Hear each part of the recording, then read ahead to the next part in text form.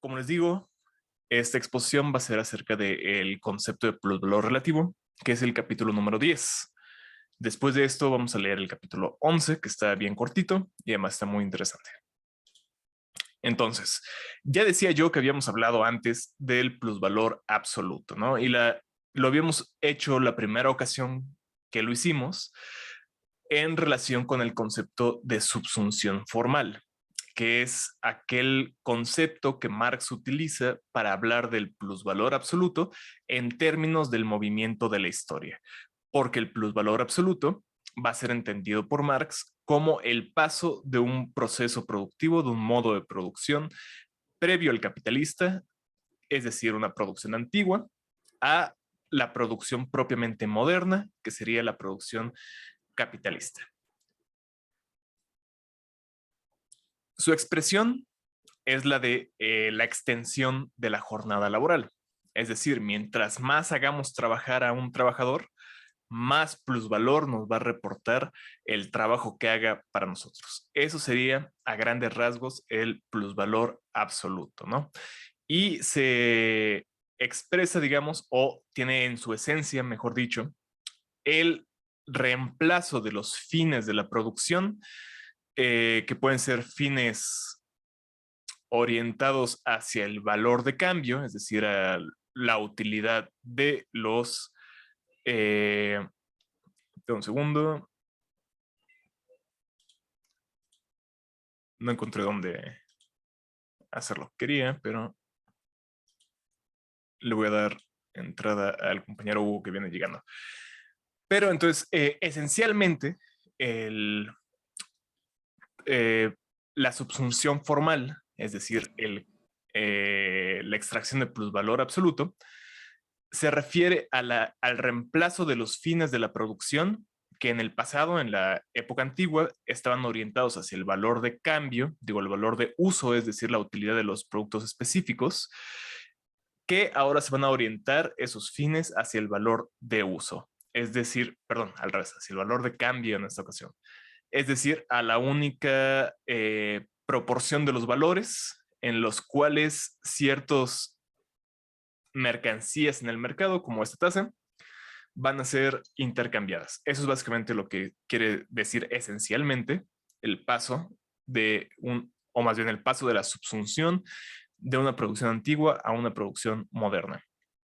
Y como decía, la subsunción formal, que es el primer paso de esa subsunción, se expresa primeramente en la extensión de la jornada laboral. Un proceso de producción viejo, como puede ser el taller artesanal, es decir, un taller en el cual un montón de gente trabaja para un maestro artesano, se convierte en proceso de producción capitalista en el momento donde ese taller empieza a implementar una cantidad mayor de gente y empieza a extender sus jornadas laborales con tal de extraer la mayor cantidad de plusvalor posible por cada uno de esos trabajadores.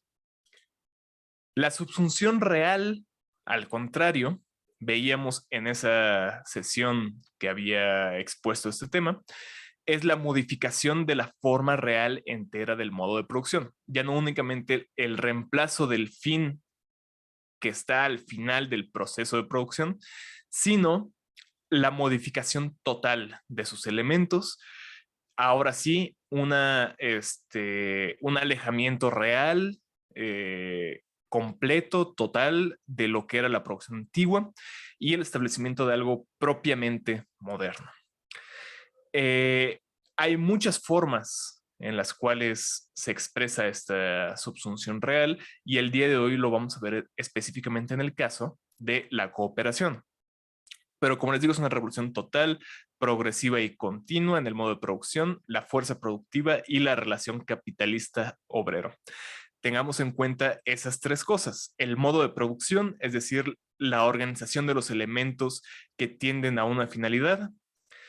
La fuerza productiva, que ahora vamos a recordar qué significa eso. Y la relación capitalista-obrero, es decir, cómo se encuentran el proletario y el burgués en términos reales. Y a esto es a lo que vamos a llamar producción de la plusvalía relativa, a este cambio, este radical, real en el modo de producción. Denomino plusvalor absoluto al producido mediante la prolongación de la jornada laboral. Por el contrario, el que surge de la reducción de tiempo de trabajo necesario lo denomino plusvalor relativo. Ya habíamos visto, y en unos minutos vamos a ver otra vez el diagrama, pero estas categorías de trabajo necesario y trabajo de plus trabajo son muy importantes aquí. Entonces, ahora vamos a ver un repaso muy breve de cómo funciona el valor o qué significa el valor. Recordemos que el valor, y si hablamos de plusvalor, nos referimos únicamente a una forma específica que adopta el valor, es una determinación social de la mercancía. Es aquello que le viene dado por el hecho de que exista la mercancía o la forma mercantil en un medio social. Es decir, es una relación social. Esta determinación del valor se mide, tiene una magnitud, y esta se mide en la cantidad de trabajo socialmente necesario contenida en los valores de uso, incluido aquí la fuerza laboral, la fuerza de trabajo, que como decíamos es una mercancía adquirida en el mercado. La cantidad de valor cambia de acuerdo a los cambios en la fuerza productiva. Recordemos que si socialmente nos toma una hora producir una taza, esa taza, diremos, tiene una hora de valor. Y se modifica de acuerdo a las modificaciones en la fuerza productiva. ¿Cómo se ve eso? Con este diagramita, ¿no? El valor de las mercancías, incluida la fuerza de trabajo, está en razón inversa a la fuerza productiva del trabajo, y a su vez el plusvalor relativo está en razón directa a la fuerza productiva del mismo. Lo vemos en este diagrama con estas flechas, ¿no? Mientras sube la fuerza productiva, mientras nos hacemos más productivos, mientras podemos producir más valores de uso en la misma cantidad o en una cantidad de tiempo menor, nos hacemos más productivos y decimos que sube la fuerza productiva. Esto quiere decir que el tiempo de trabajo necesario para producir una mercancía baja, y con la baja en el tiempo de trabajo baja a su vez el valor, porque ahora cada mercancía contiene menos de ese tiempo de trabajo. Por el contrario, sube junto con la fuerza productiva el plusvalor relativo que vamos a extraer. Y del otro lado funciona exactamente a la inversa. Mientras baja la fuerza productiva, sube el tiempo de trabajo necesario, sube asimismo el valor y baja el plusvalor relativo. Esto pues ya nos dice un poco acerca del carácter contradictorio, o se va viendo aquí lo contradictorio del capital, ¿no? Porque extrañamente queremos producir menos valor para sacar más plusvalor. Es decir, la ganancia del capitalista va a estar en función inversa al valor producido. Entonces, ahí hay algo que puede chocar, y de hecho, si no mal recuerdo, chocó en algún momento con las intuiciones de nuestros compañeros que nos acompañan el día de hoy. Pero bueno, el impulso inmanente y la tendencia constante del capital son los de aumentar la fuerza de trabajo para abaratar la mercancía, y mediante el abaratamiento de la mercancía, abaratar al obrero mismo. Ya decíamos que este es nuestro diagrama de la jornada laboral.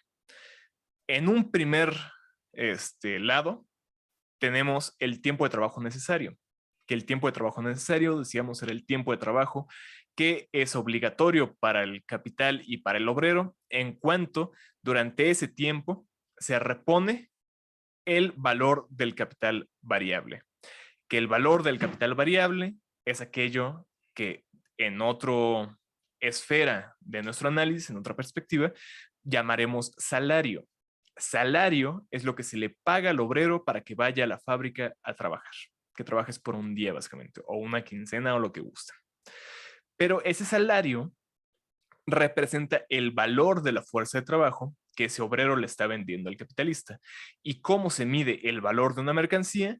Se mide con la cantidad de trabajo socialmente necesario para reponerla. ¿Y cuánto es la cantidad de trabajo socialmente necesario para reponer a la fuerza de trabajo? Pues aquello que el obrero necesite consumir para mantenerse con vida. Su vestido, su comida, su hogar. En este mundo moderno, del 2022, el Internet y varias otras cosas, ¿no? Todo eso entra en la composición de valor de la fuerza de trabajo.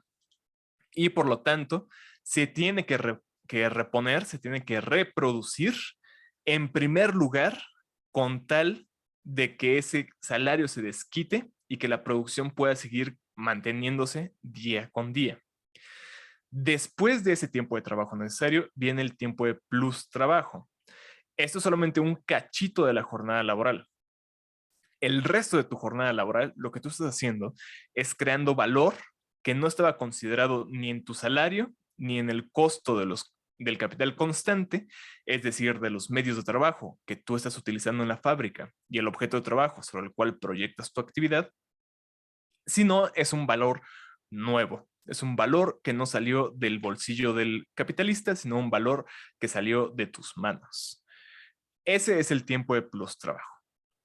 Entonces, lo que hacía el plusvalor absoluto era extender en términos absolutos la jornada laboral para que al extenderla, si este valor del capital variable era fijo, entonces mientras más extendíamos la jornada laboral, más tiempo de plus trabajo vamos a tener. Entonces simplemente, si en 3 horas yo ya desquité mi salario, el resto de mis 5 horas de jornada laboral van a ser de plus trabajo.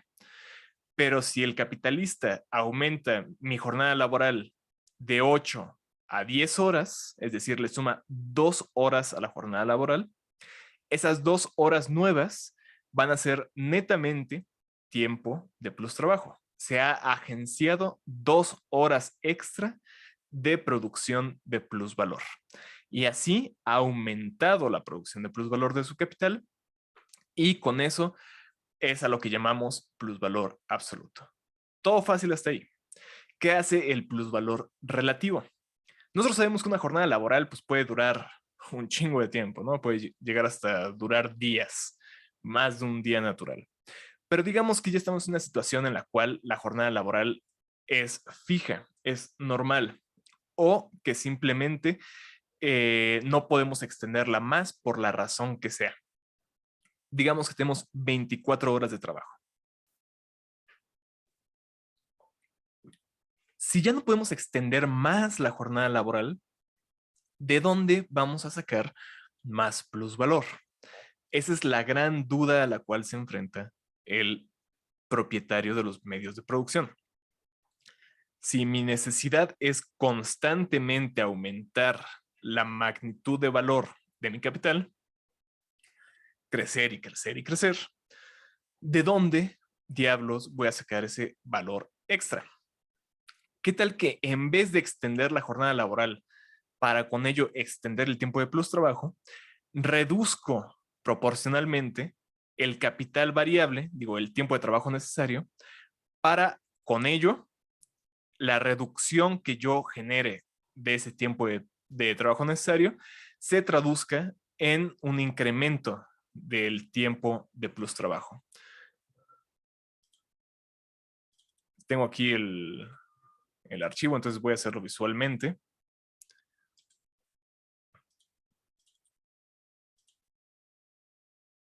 Si yo reduzco el tiempo de trabajo necesario, ese tiempo de trabajo que gané va a ser netamente tiempo de plus trabajo. Eso es lo que va a buscar hacer el plusvalor relativo. Es relativo porque el incremento de tiempo de plus trabajo está en relación inversa, o más bien en relación directa a la reducción en tiempo de trabajo necesario. Ahora, una reducción en el tiempo de trabajo necesario significa una reducción en el valor de la fuerza de trabajo. Es lo que estábamos viendo. Pero ¿qué pasa si yo únicamente le pago menos a mi trabajador? Si yo únicamente le bajo el sueldo al trabajador, pero su valor social como fuerza de trabajo, es decir, el valor de sus medios de vida que necesita para el día siguiente regresar a la fábrica, sigue siendo el mismo, si no hubo una baja generalizada en el costo de los medios de vida. Lo único que estoy haciendo al bajarle el salario es haciéndole la vida más difícil, es mermando su calidad de vida y por tanto sus posibilidades de reproducción y por lo tanto en última instancia incluso llegar a matarlo de hambre. Entonces por ahí no es una vía necesariamente útil para el capital, aunque sí se exprese en esos términos en la lucha de clases.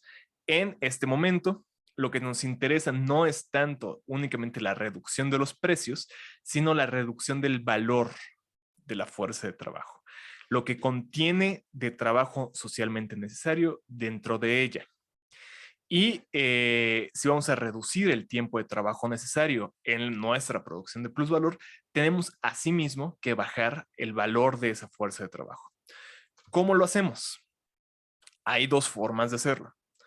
O más bien, estas dos formas funcionan al mismo tiempo, pero son procesos distintos, por así decirlo, analíticamente separados. El primero es incrementar la fuerza productiva de los ramos industriales que proporcionan medios de vida a la clase obrera.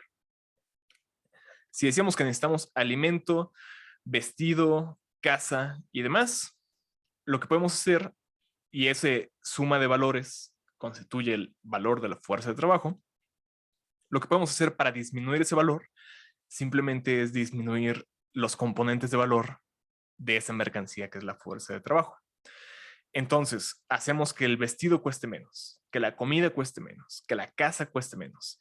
Y reduciendo esos valores, ya necesita menos valor la fuerza de trabajo para reproducirse. Entonces, su tiempo de trabajo necesario en la fábrica se va a reducir y, consecuentemente, se tendría que reducir el salario. Entonces, aquí ya no vemos una merma en su calidad de vida, vemos que su calidad de vida se redujo en valor, pero se mantuvo igual.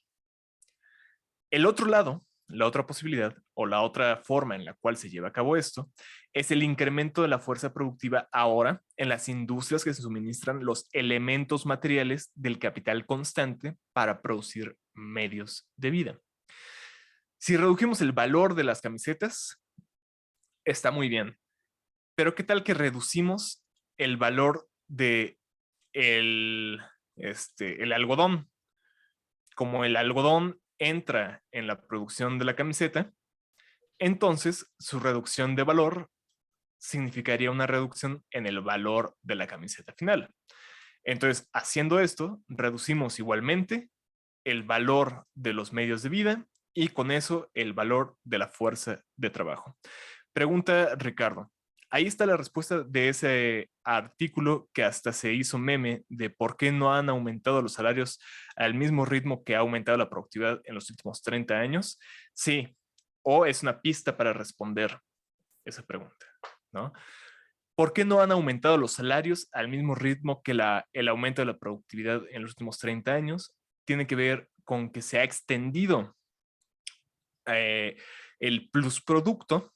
El plusproducto es la productividad capitalista, es decir, que tantas cosas nuevas se añaden a lo ya existente, y con eso se ha aumentado igualmente el tiempo de plus trabajo, es decir, el tiempo en el cual el obrero trabaja para alguien más, para el patrón, en vez de para sí, mientras que el valor de la fuerza de trabajo se ha mantenido igual,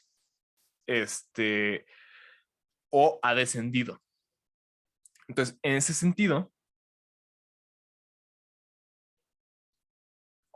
no hay razón o incentivo para que aumenten los salarios. Si lo vemos únicamente desde las tendencias inmanentes del capital, no hay razón, generalmente nunca, ni para que se reduzca la jornada laboral, ni para que aumenten los salarios. El aumento de los salarios suele ser generalmente una cuestión política, una lucha de clases. Pero en términos reales, en términos históricos, Eh, lo preocupante es que el valor de la fuerza de trabajo ha tendido a aumentar con el tiempo. Es decir, y esto está en relación con la inflación, el crecimiento generalizado de los precios de los bienes en el mercado. Se aumentan los precios de los bienes en el mercado y con eso me cuesta más a mí comprar lo indispensable para mi vida. Sin embargo, mi salario históricamente se ha estancado desde hace 30 años. Entonces, eh, el valor de mi fuerza de trabajo crece, pero el salario no va a la par del valor de la fuerza de trabajo. Si el salario está por debajo del valor de la fuerza de trabajo, eso es lo que llamamos superexplotación, o es un fenómeno de la superexplotación, porque se me está pagando por debajo del valor de mi mercancía. Si se me está pagando por debajo de del valor de mi mercancía, yo salgo en detrimento. Y además del uso explotativo que se me da en la fábrica, es decir, del uso productivo práctico que se me da en la fábrica, o al momento de llenar hojas de Excel, se me está explotando también, se está llevando una explotación extra en el hecho de que no se me paga por entero la fuerza de la mercancía que yo estoy poniendo. Entonces, ahí hay un fenómeno de la superexplotación. La superexplotación es todo un tema. Es un tema muy complejo que tiene que también que ver con cómo se relacionan ya a nivel del mercado global diferentes economías nacionales, diferentes países. Y si a ustedes les interesa, tuvimos una sesión especial del seminario de crisis y contradicción con nuestro amigo el doctor Yankel Peralta, en la cual invitamos al doctor Adrián Sotelo, que es doctor en estudios latinoamericanos y economista, a que nos hablara justamente de un tema que él ha desarrollado de manera extensísima, que es el de la superexplotación. Entonces, ahí es donde se ve más precisamente el fenómeno que Ricardo está mencionando. Pero lo que estamos viendo aquí, en los modos de la extracción de plusvalor, que representan el plusvalor absoluto y el plusvalor relativo, se relaciona directamente con el mismo fenómeno. La superexplotación sería otra forma de la extracción de plusvalor que identifican autores como Rui Mauro Marini y en este caso el doctor Sotelo, pero es parte de lo mismo, digamos, ¿no? Abonan a la producción de ese fenómeno que observamos, en el cual la productividad ha aumentado mientras los salarios se mantienen estancados o bajan, rara vez suben.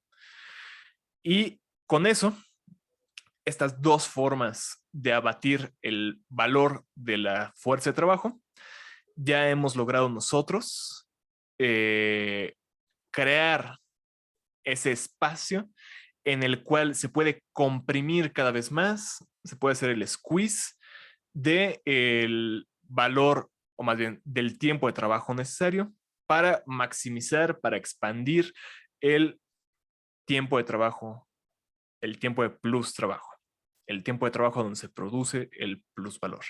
Y eso sería el plusvalor relativo. Bueno, ya esta es toda la exposición del PowerPoint. Ahora vamos a ver en términos reales cómo se da esa plusvalor relativo en el primer caso que nos ofrece Marx para su análisis, que es el caso de la cooperación. Y como les decía la semana pasada,